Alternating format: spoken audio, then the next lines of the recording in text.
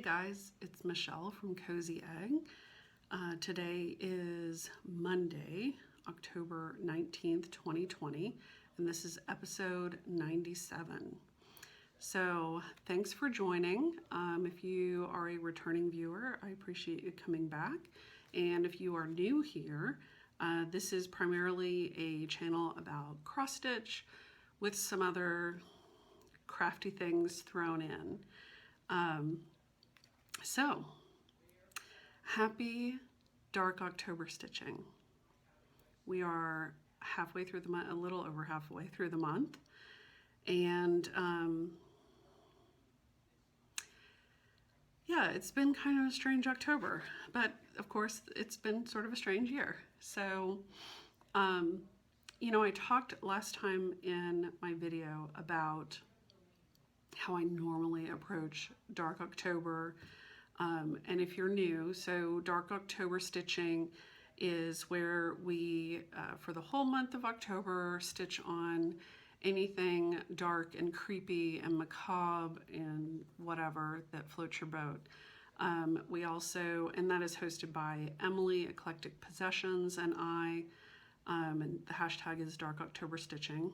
We also, every month on the 13th of the month, host Dark 13 Stitching so that you can get your spooky, creepy fix every month. Like, we don't always do that anyway. Well, some of us, right? Because every day is Halloween in my soul. So, anyway. So, I have a new start to show you. I have whips to show you. I have some gifts to show you, and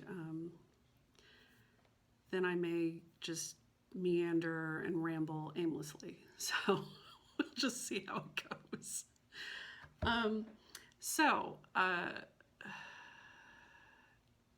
October. It is getting a little cooler here in Texas, which I appreciate. Today it was, I think, in the 50s or 60s, and tomorrow it will be back up to 90.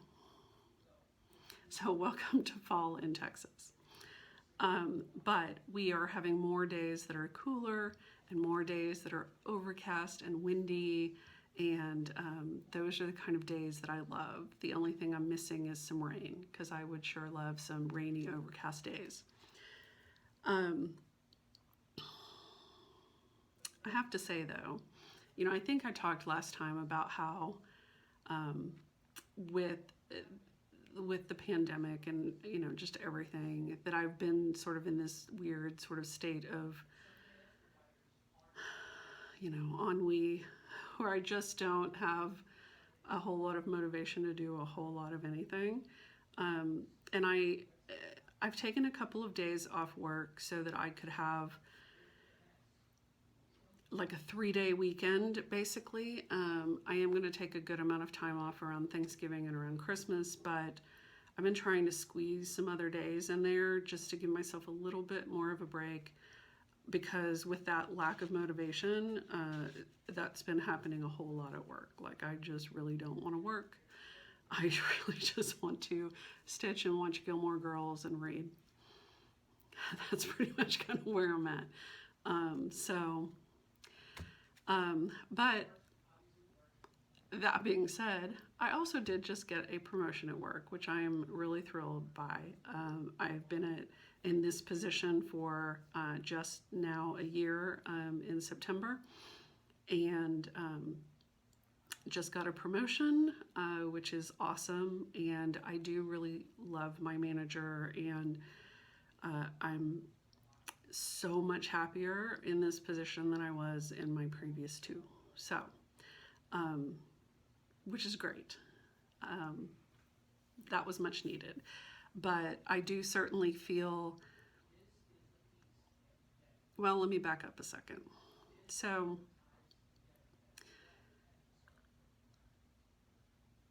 I read an email today that came out from a newsletter that I subscribe to from Mel Robbins. And if you don't know who Mel Robbins is, you might check her out on Instagram. She does a lot of very helpful and insightful videos and posts just as far as, living your best life and dealing with stress and anxiety and all of those other things. And I really enjoy her. So she sent out a newsletter today that I actually read, which is amazing because I don't typically read my email, but I actually read this. And she talked a lot about, kind of the state of things and being in that weird sort of limbo land where we're all sort of expecting and waiting for things to get back to normal. And one of the things she said that really sort of rang true for me was that normal doesn't exist anymore. And so there's no normal to go back to. And so by putting ourselves in that space of waiting for things to go back to normal, we're essentially putting our lives on hold. And we're essentially waiting for that thing to happen that's probably never going to happen, because everything from here on out is going to be different because of the experience, because the way that the world has changed in the past 10 months, 7 months, whatever, 800 months since all this started. So, but she did say that, it does afford us the opportunity to reassess things and look at what we want what we want to create in our life going forward. And it has given us that space to be able to really look at that and look at, for example, she talked about she had been, traveling and speaking and keeping up, this crazy schedule. And when the pandemic hit, to all of a sudden not have that, it actually gave her the opportunity to kind of breathe and step back and say, I don't want to go back to that way of doing things. I want to totally recreate this in a new way going forward. And even, for Eric, he has been doing in-person classes and going and meeting with clients in person and, that sort of thing. And this has now not only given him the opportunity to sort of recreate what he does and do it virtually, but it's also given him the additional bonus that now, instead of being, sort of tied to groups and classes and things that are going on locally, he can now join events in Australia or in the UK or, whatever, because it's just sort of freed up that whole new world for him where he has basically a whole new audience because he's not just tied to doing things locally anymore, which is fantastic. And so I think that, what Mel said in her email really kind of struck me, is that I've been sort of in that limbo state of waiting for things to open back up and things to be safe again and, so on and so forth. While at the same time trying to keep up with, my work has not changed at all. I was, working 100% from home before COVID, and I'm still working 100% from home. Really the main difference has been there's very little distinction between my work days and my non-work days, because I'm not going anywhere. I don't have, big plans, blah, blah, blah, blah, right? So one of the things that I am starting to try to look at is, how do I want to recreate this to be different, to be better? And where do I want to focus my attention and spend my time? So those are just some of the things that are sort of floating around in my head. And it also ties into, and I swear I'm going to get to cross stitch here in a minute. So it also ties into one of the other things that I have been doing is I've been working on this project where, I've talked about journaling before. I talked about day one and that I use that and I journal every day. And that is, time that I spend first thing in the morning. It's non-negotiable. That's what I do. And I really like being able to have the opportunity to go back and look at things. And particularly, one of the things that it allows me is to kind of when I zoom back out and I can look at the bigger picture and how things fit together. And I can start to draw conclusions about things that maybe I wasn't able to see before. And so one of the things that Mel's newsletter today, reminded me of is I have this tool that I've been using that I can easily start to kind of, zoom back out and look at what does this look like? What could it look like? What would I do differently? If I have the opportunity to sort of recreate things from scratch, because all that is gone. And granted, there's been a lot of grieving that, but now it's time to move forward. And especially as we're getting to the end of the year, and this is the time of year that I feel more energized and forward looking and, just re-energized overall, refocused. So one of the things that I have been doing also is putting all of my old physical journals into my new journal so that I have all of that in one place. And, some of it is just for nostalgia to have it all together in one place. Some of it is it's giving me that opportunity to look at those patterns and look at how things have changed for me over time. And one of the things that I have been really struck by is when I go back and I start to look at when I first started blogging back in 2006, and when I started, I joined the stitching community basically, because before then I didn't really know anyone that stitched. But blogging opened up a whole new world to me, along with bulletin boards and Yahoo groups and all of that good stuff. It opened up that whole new world for me. But as I look back, there are times now that I think, wow, I'd really love to have the money to just be able to spend on stash and buying anything that I want, or most of the things that I want, and be able to just jump on in and join a Sal or have a new start or, basically buy all the things. There's a lot of times that I really am disappointed, that I can't do that. But when I was looking back through some of these journal entries, and looking back through my blog, etc., it's like,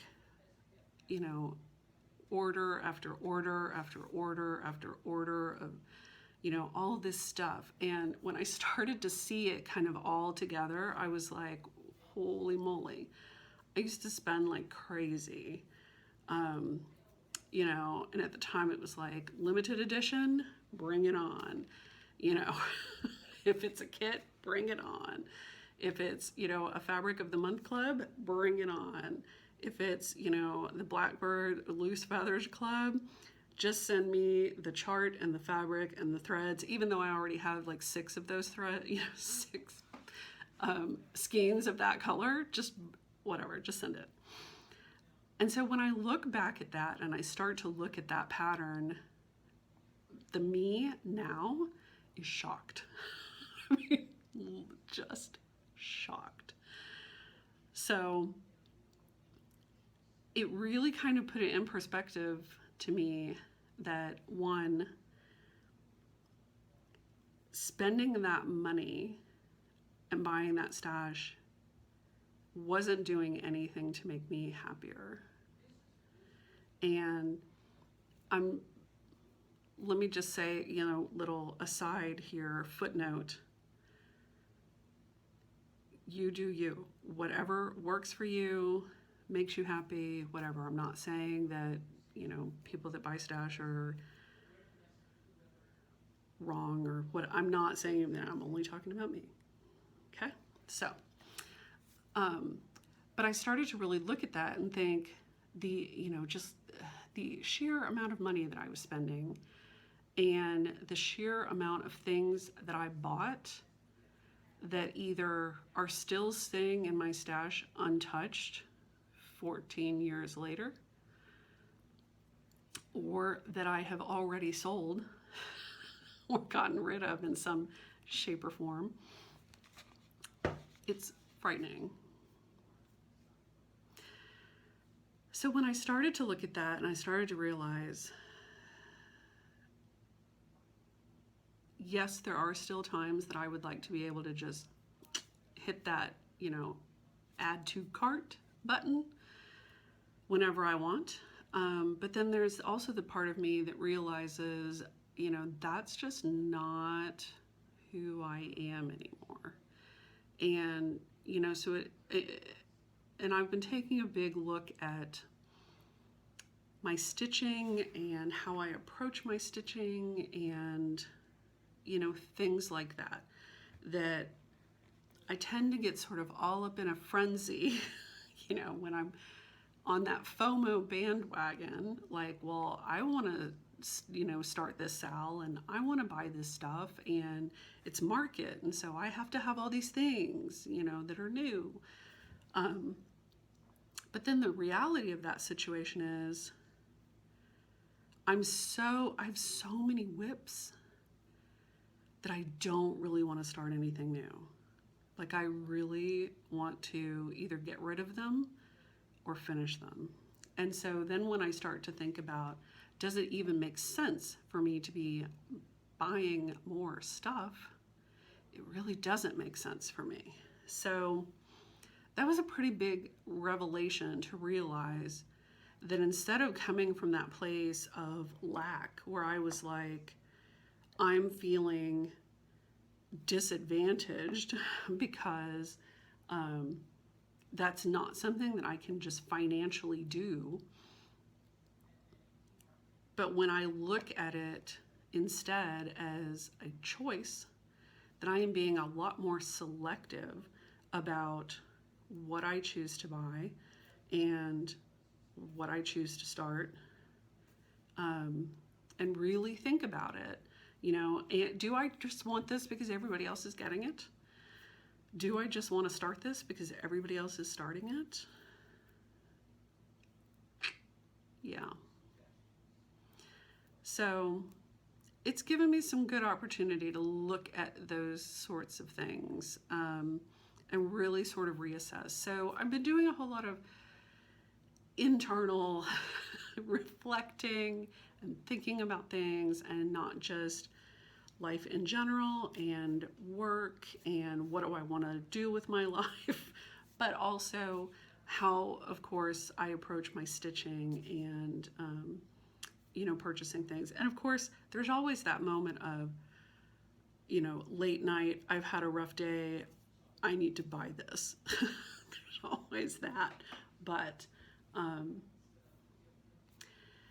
yeah, it's really given me some food for thought. And so I think you may see some of that reflected in what I worked on the first few weeks of this month and what I'm going to show you and talk about. So let's get into it. And I painted my nails even, which hasn't happened in months and months and months. But I was like, it's October, it's fall, it's my favorite. I think I'm going to paint my nails. And so I painted them. This is OPI Jade is the new black. And I love it. Love it. I have a chip on this hand, which is why I'm showing you this hand. So it's about to have to come off, but I love it. So let's talk whips. So So I talked last time about how typically when I do Dark October, I tend to approach it like mania, where I want to start a bunch of stuff, I want to work on a bunch of stuff, you know, and I want to just kind of whip through the projects. And one of the things that I'm really looking at is, one, all of that switching between things.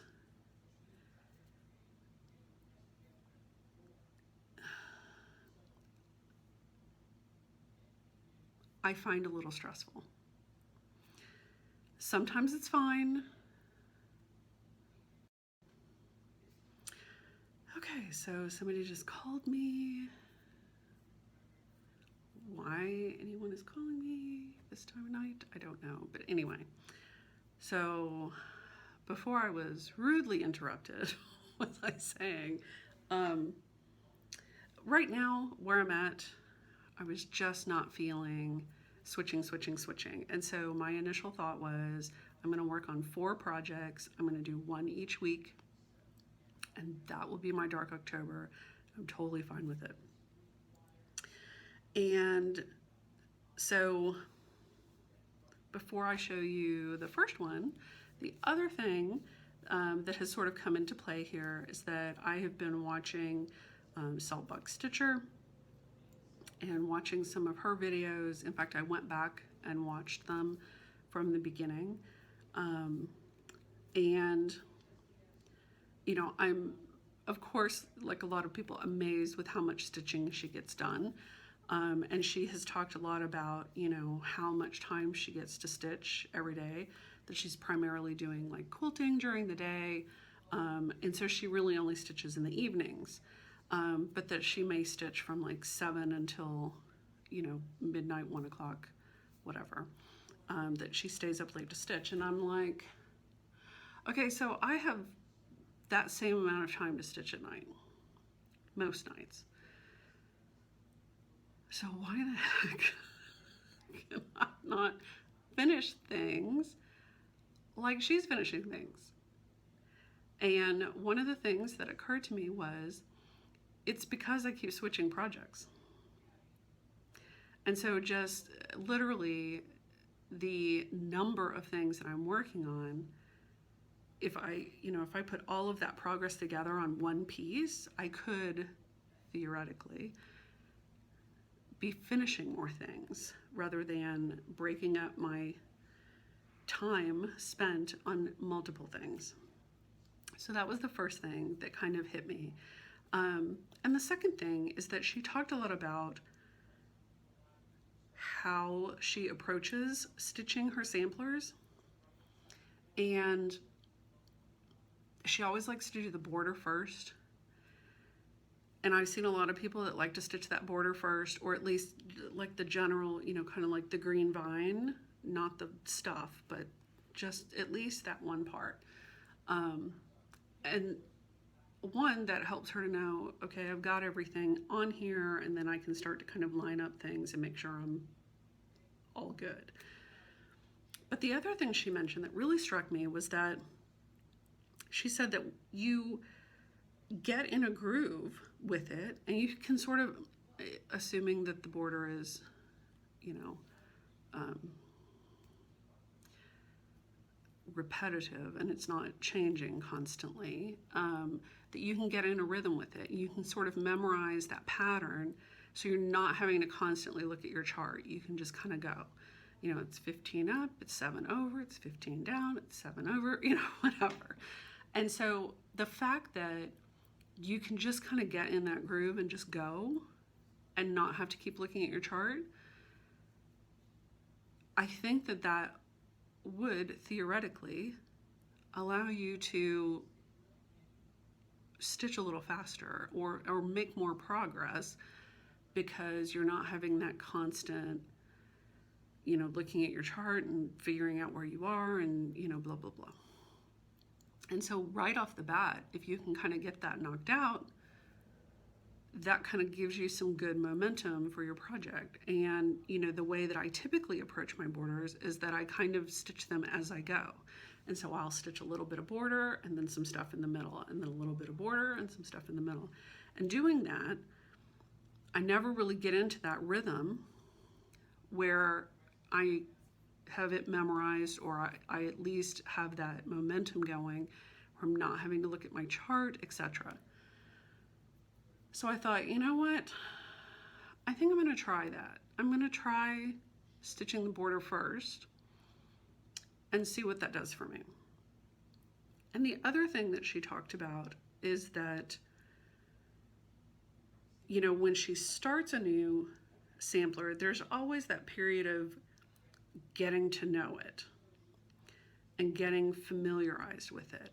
And even to the extent of, you know, there may be, you know, ways that the designer charts things, or you may get familiar with the thread symbols, you know, and kind of get those memorized, you know, or whatever. And so once she gets into that groove where she kind of feels like she knows that sampler, then it seems to kind of go faster as well. And so the other thing that occurred to me was that by constantly switching projects, I'm interrupting that momentum. And so it's almost like, you know, I started reading this book, and just when I started to get familiar with the characters, I'm going to put that down and I'm going to pick up a different book. And so now my brain has to kind of switch gears, and I have to refamiliarize myself with these characters and what's going on here. And so it's kind of like multitasking, right? That like you're never actually truly multitasking. You're switching from thing to thing. You're switching your attention. And I think it's the same thing, is that when you disrupt that and you put your attention on something else, I think it messes with your productivity, at least in theory. This is all theory and conjecture, but this is what I'm thinking.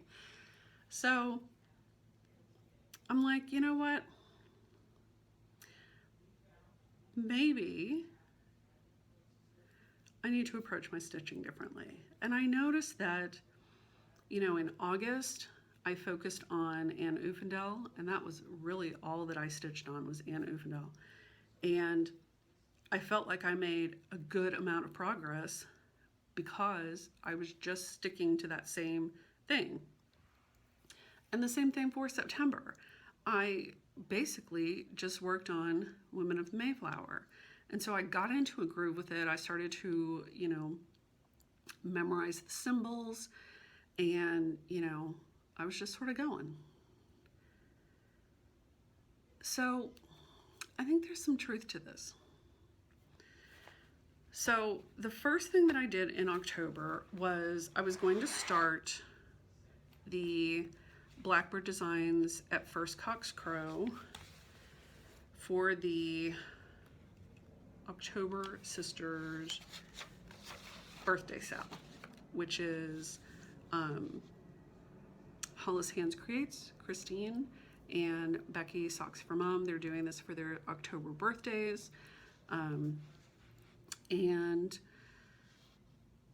so the hashtag is Oct Sisters B-Day Sal, I think. I'll put it down there or in the show notes or something. So let me see, I have a picture. So this was going to be my October 1st start. Well, black and white picture. October 1st start. And I was, you know, despite everything that I just said about new starts and new stash and what have you, I was actually thrilled to be able to start this because I wanted to stitch it for a while. I knew what fabric I wanted, which was 40 count weeks cocoa, and I had all but one of the called for threads, which are beautiful very fall. And my thread keep from Becky, Socks for Mom. And I even put my matte black Tudor Rose scissors in here because, yeah. So, I was excited to start this because it had been kind of on my list for a while. So I got this started on October 1st, and I worked on it basically the first week of October. And so as you can see, the first thing that I did was stitch that border. And let me see if I can put something behind it so it's not quite so see-through. So the first thing I did was stitch that border, and it was repetitive. It was easy to memorize. Obviously you have a little woohoo gotcha right here. And then the bottom is just a checkerboard zigzag basically. So I got all of that stitched, and now I've started going back and filling in the orange on each of these diamonds.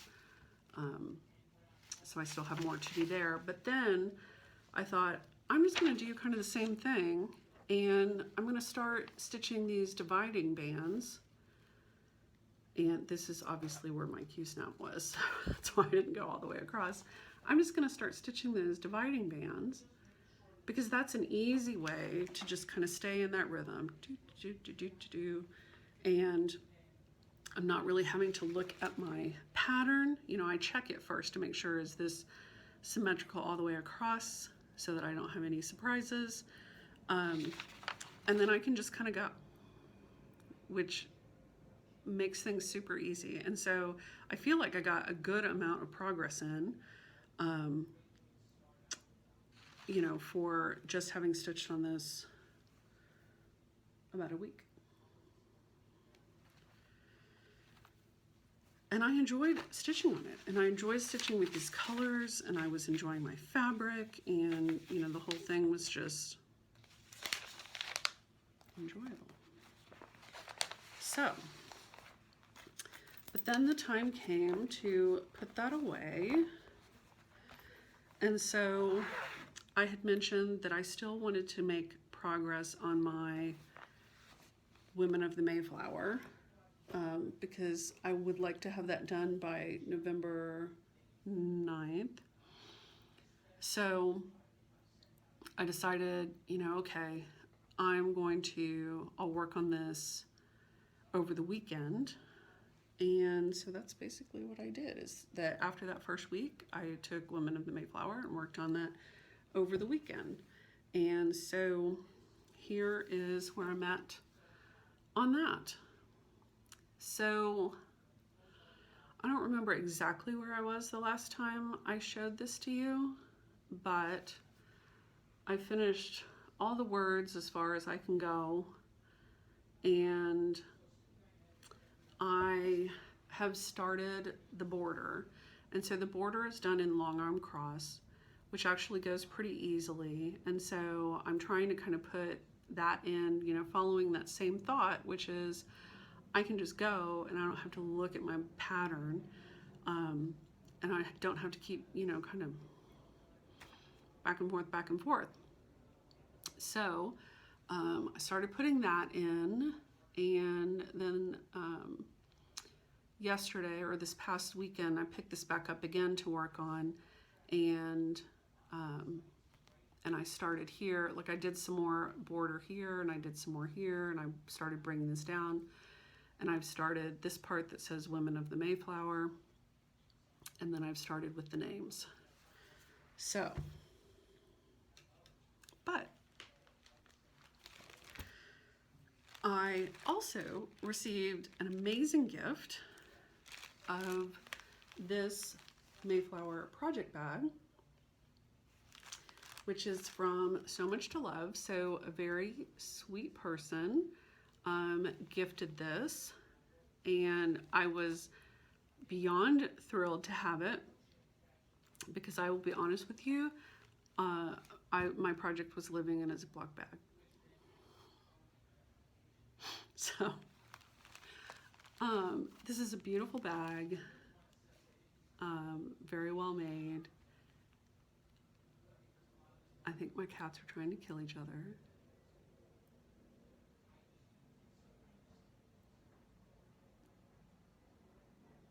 I'm listening. Okay. And then on the inside, it has this great map fabric. You know how I feel about maps. So,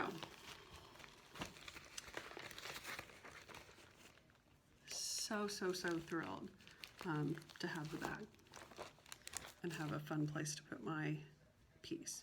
So this is a sampler, Women of the Mayflower. It was in fine lines, spring 2004.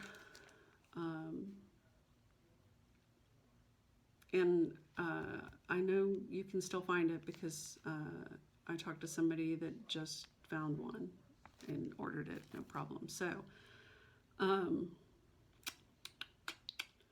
here's the quandary that I had.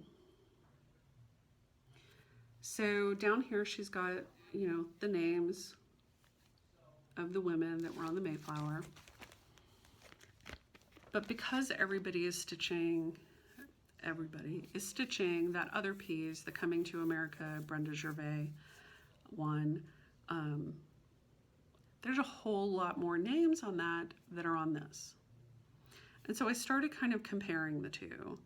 And one of the things that I found is that, yes, there are a number, like 10 more names on that sampler than is on this sampler. And so then, you know, I did a little bit of digging, or I made Eric help me do a little digging because I wanted to see, okay, so who's missing, what's right, what's not right, blah, blah, blah. And finding a list of those women is actually, hang on. Okay. I had to go break up a fight.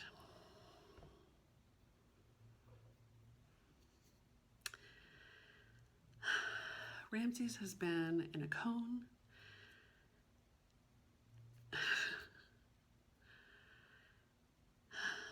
Because he was injured, not from them fighting, but he was injured, and so the two of them are not getting along right now.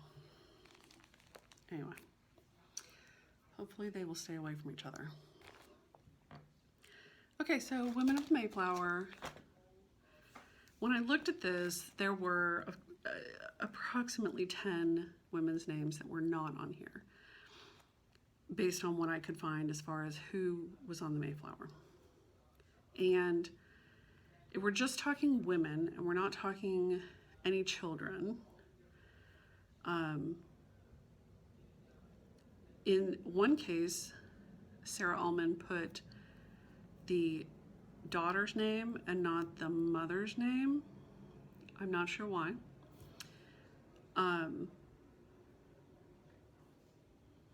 So I kind of got into this quandary about what do I do with the names, because I don't have enough fabric to include all of them.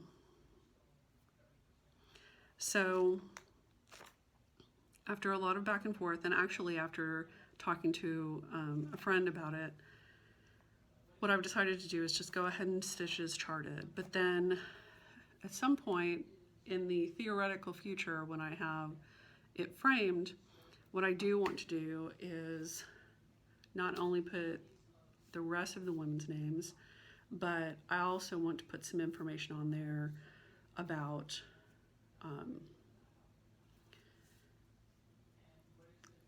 where that, what some of the truth around that is, right? That it was not a new world. They were not discovering a new land. There were already people here, things like that. So I just want to perhaps add some historical perspective when I frame this piece. So that of course means that I have to finish it. So I continued, I worked on this that weekend, and then I picked it back up last night and worked on it. I just want to continue to kind of keep that going. But I did find that, like when I stopped working on First Cock's Crow and then I switched back over to Mayflower, it took me a little while to kind of get back into the groove. And then by the time I sort of got back into the groove, it was the end of the weekend. So I think there may be some truth to this theory of mine that it may be more productive to me to not switch projects so often, as long as I'm in a groove and I'm enjoying it, etc. So, thoughts. So then,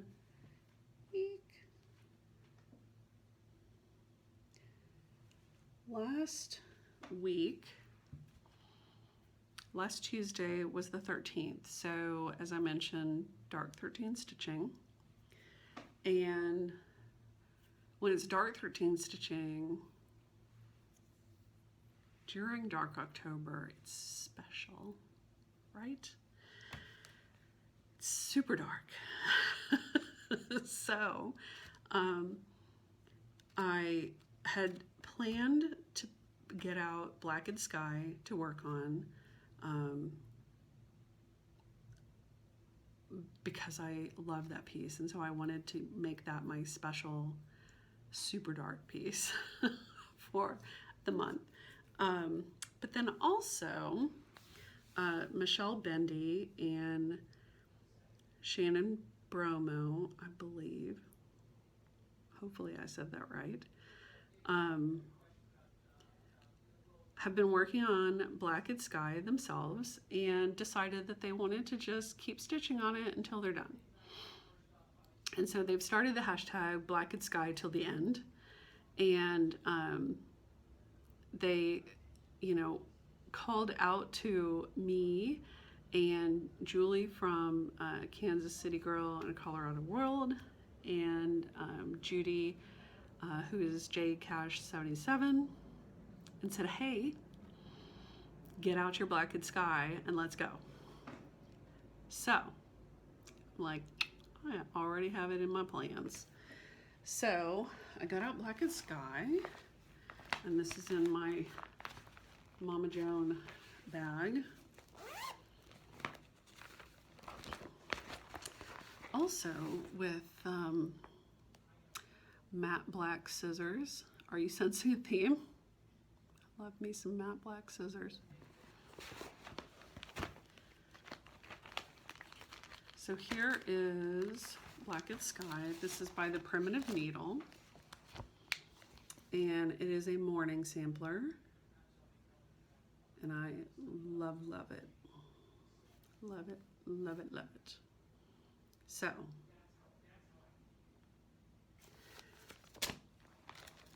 and I am stitching this on the called for fabric, which is 40 count vintage pear, with the called for silks, which are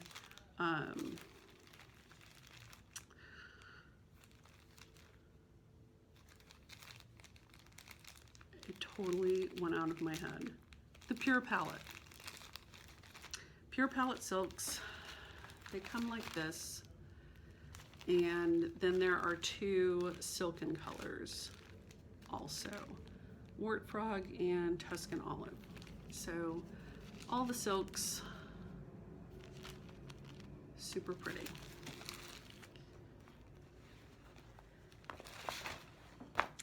And here is my progress. So I have finished the top two blocks, and I've got half of the top border, that diamond border, done. I've stitched this block, I stitched this last October, and then I hadn't picked it up since. So I started this block, and the first thing I did was do my outline of the block, and then there is a second border in there, which I did, and I double checked this like 5 times, but here those 2 borders are right next to each other, and here they are 1 stitch off, 1 stitch off, 1 stitch off. So it's by design, but it made me a little nervous, so I had to keep checking. So I did these 2 bullseyes, the angel, and then this cartouche that says in memory of, and that took forever to fill in, and so it actually took me all Saturday night to get that filled in, so I didn't switch back over to Women of the Mayflower until last night. So that's where I'm at, and then there's just 2 more blocks underneath here, and then another border at the bottom. So that's where I'm at, and this piece is my comfort piece. It's typically what I pick up when I am in need of comfort stitching, because things are stressful or anxious or whatever. And you know, I was thinking about it last week while I worked on it, that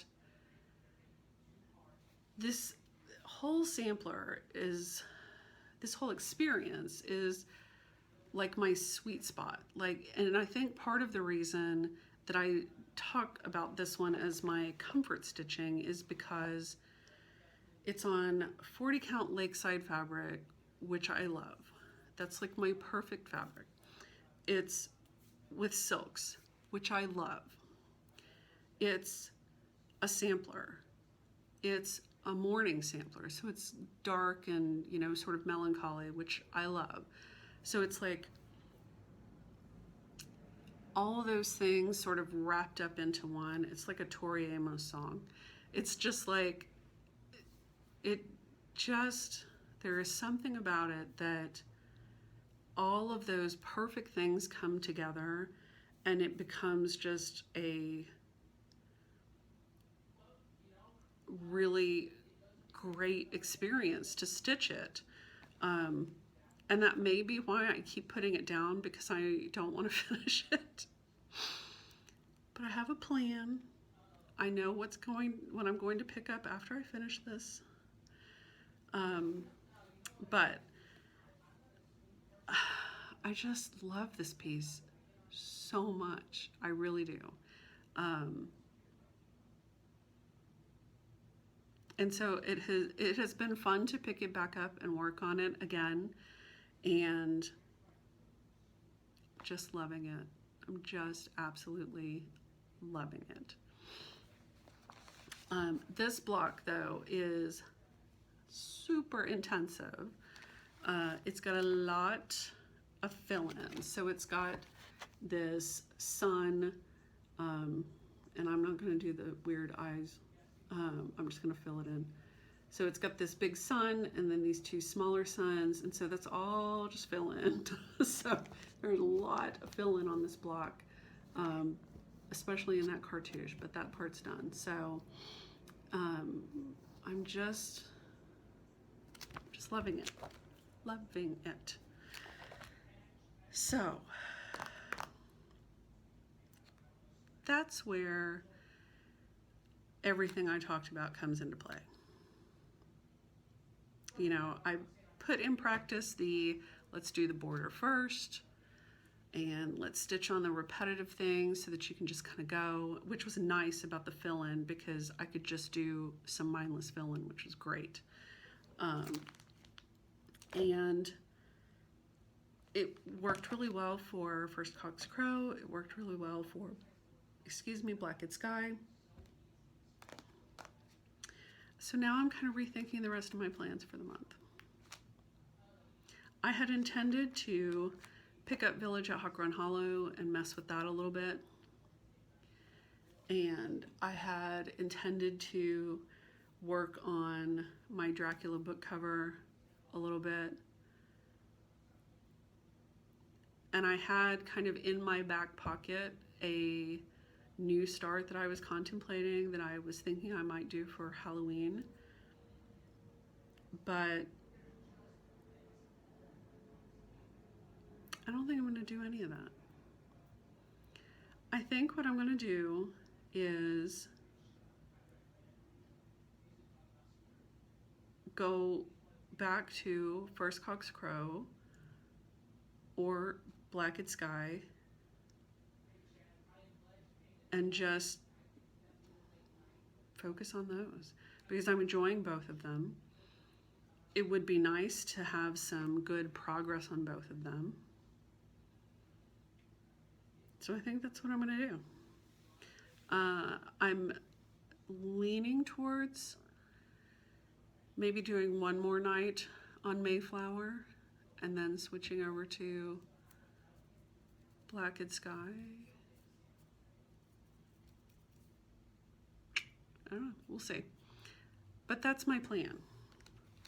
And while I was stitching on this too, like I said, I know exactly what's going to replace this when I finish this one. That will become hopefully my new comfort stitching.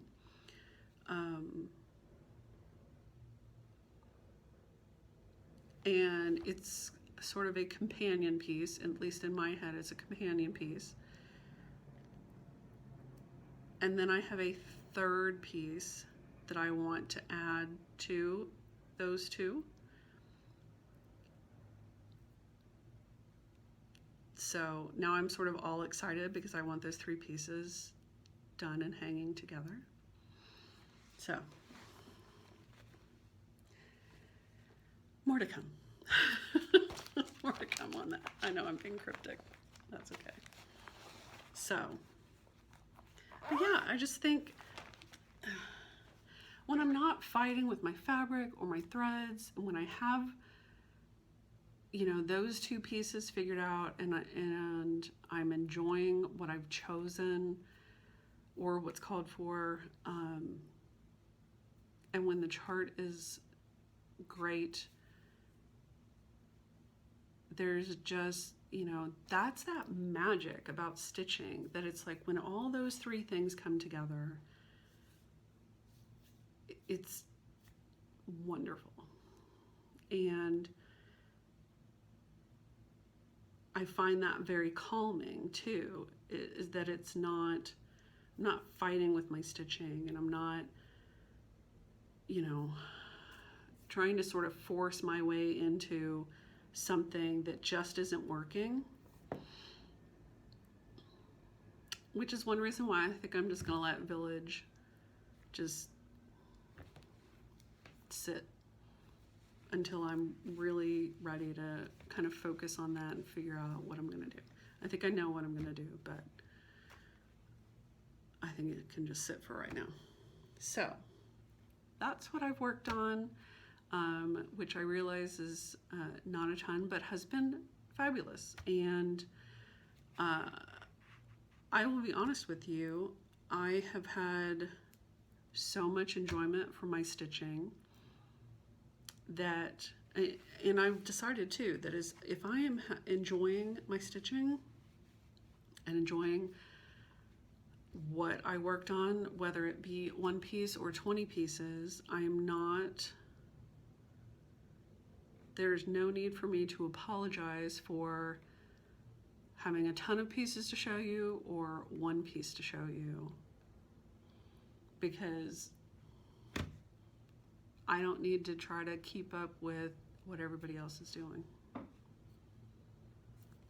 Which is another reason why, you know, I can sort of get spun up with that, oh, I want to be included and I want to be a part of this and everybody else is doing it, so I should do it, which I'll be honest with you, typically is not my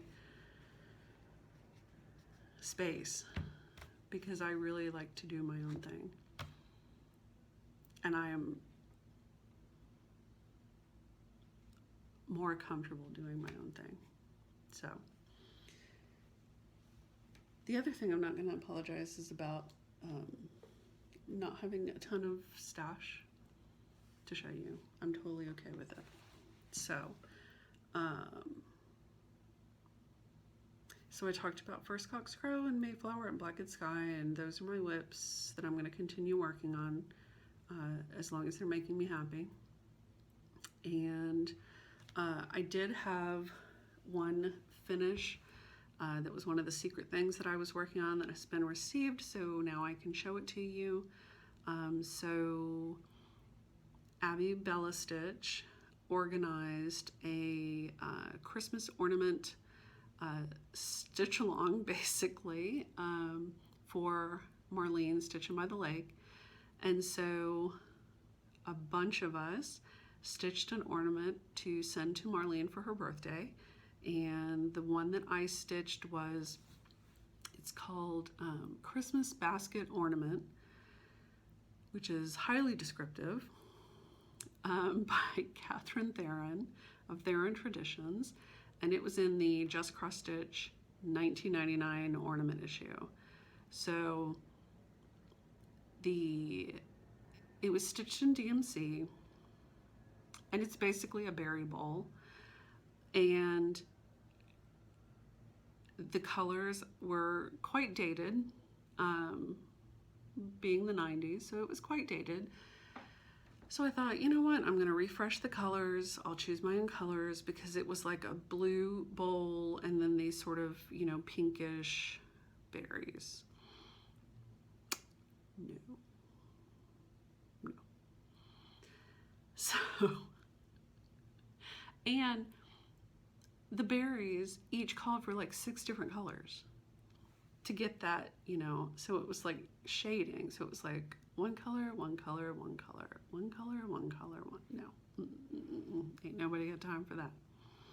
So I chose my own colors. I used a variegated red for the berries, and I did the leaves all the same freaking color, and I changed the bowl itself to, or basket, whatever you want to call it, to a gold.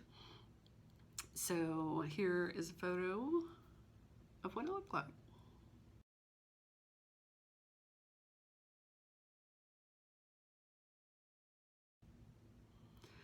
And you get to see the back as well. So I stitched it, finished it.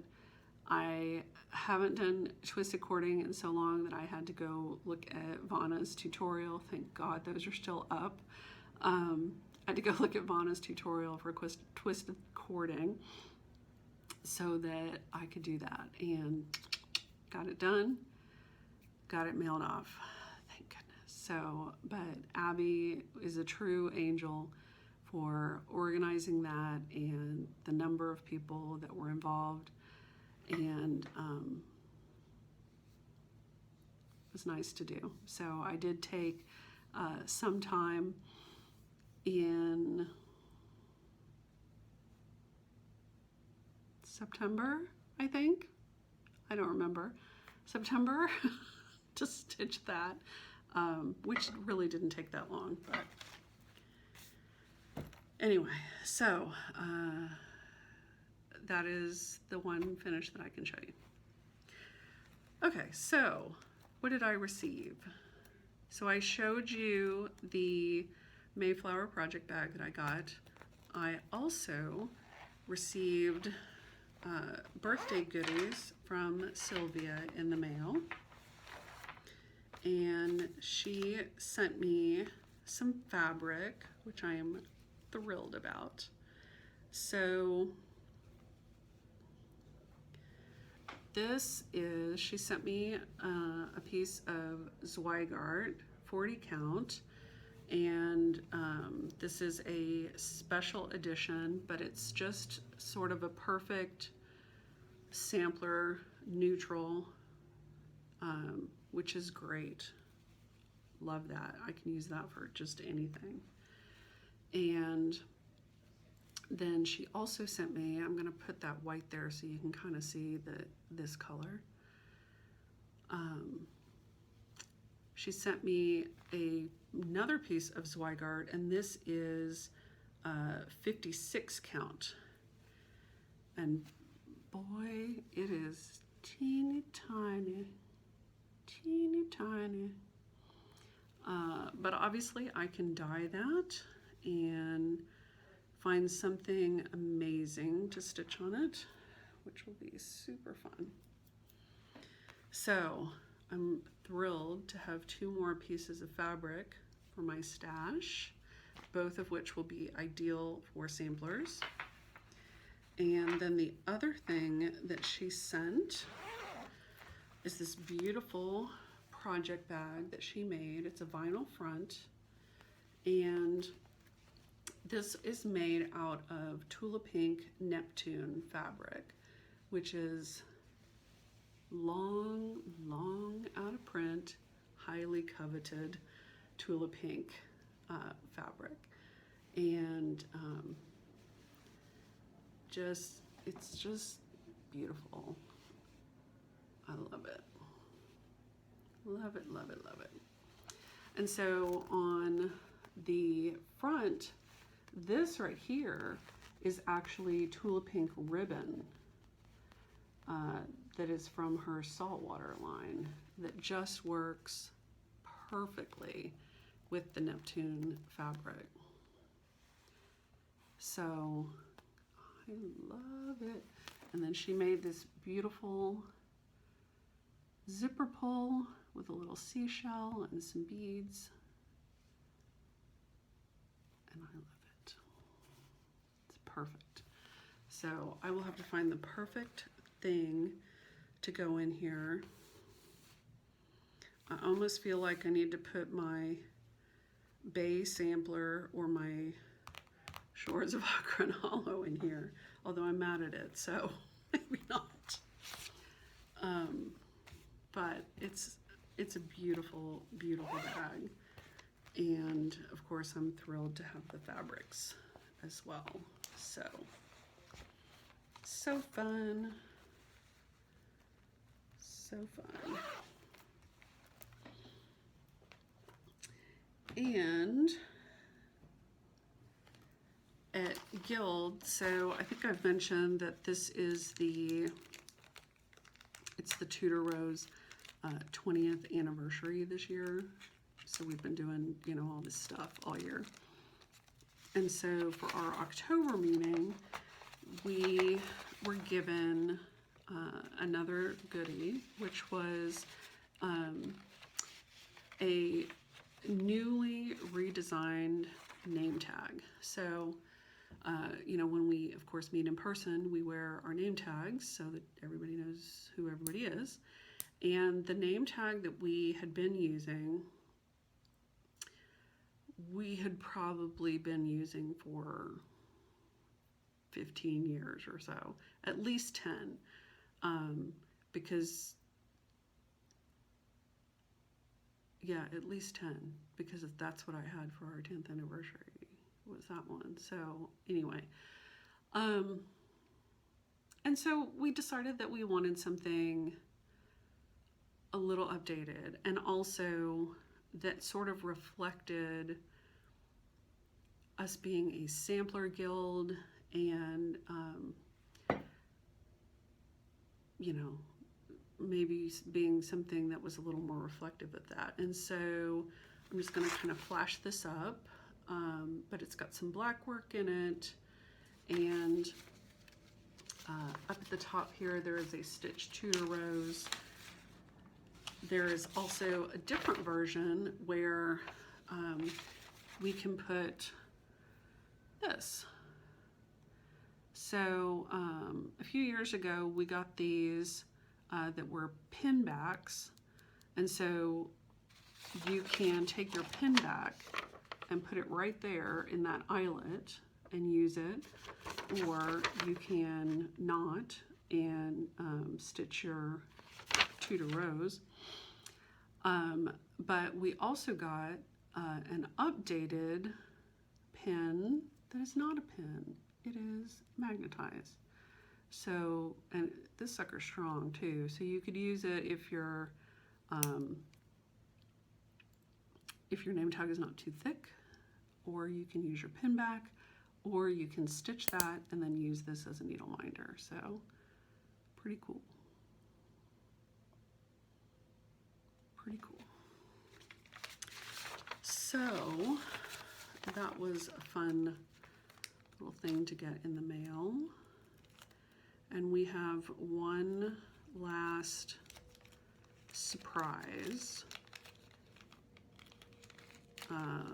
that I think we will have at our December meeting as sort of the grand finale to our anniversary year. So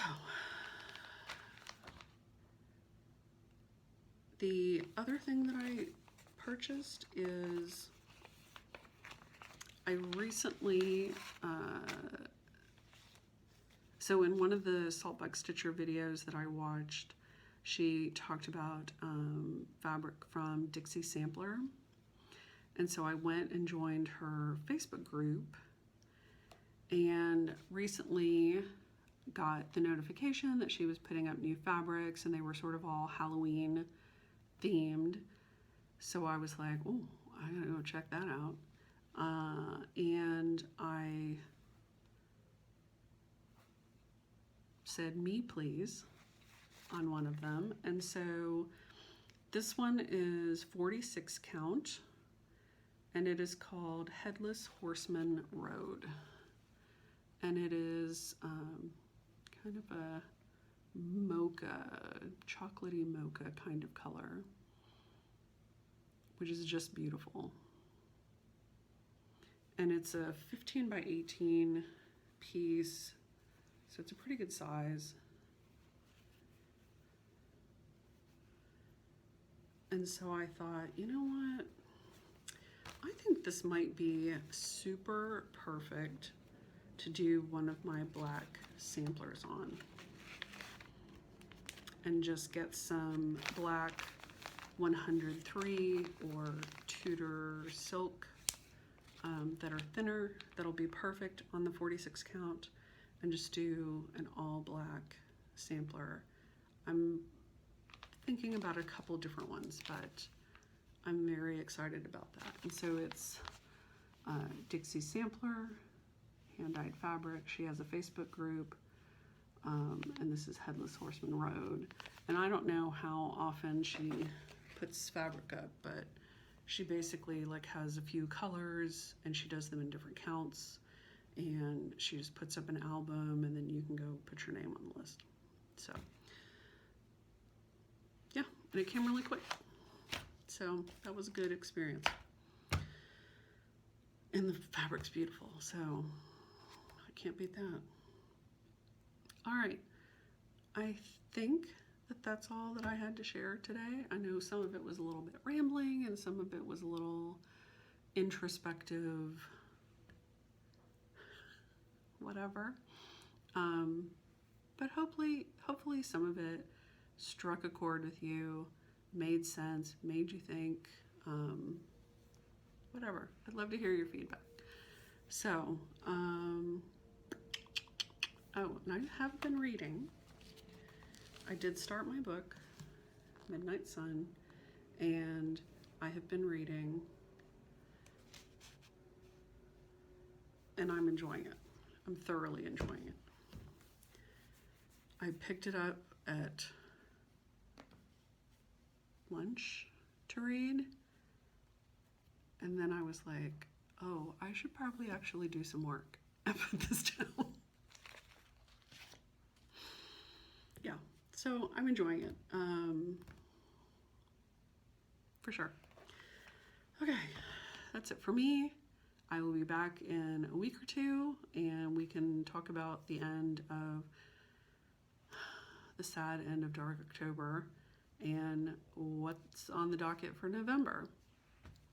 I hope that you are enjoying your stitching and any other crafting that you may be doing or reading, or fall stuff. Of course, the Great Pumpkin Sal is still going on, if you want to join in on that. And the associated raffle is also going on that Cynthia Bruce, Stitching in the Light, is hosting. So go check that out. And yeah, I've been watching Gilmore Girls too, which has been fun because it's kind of a good October-y, fall kind of comfort TV sort of thing. So anyway, all right, time to go. And happy stitching and happy dark October. Bye.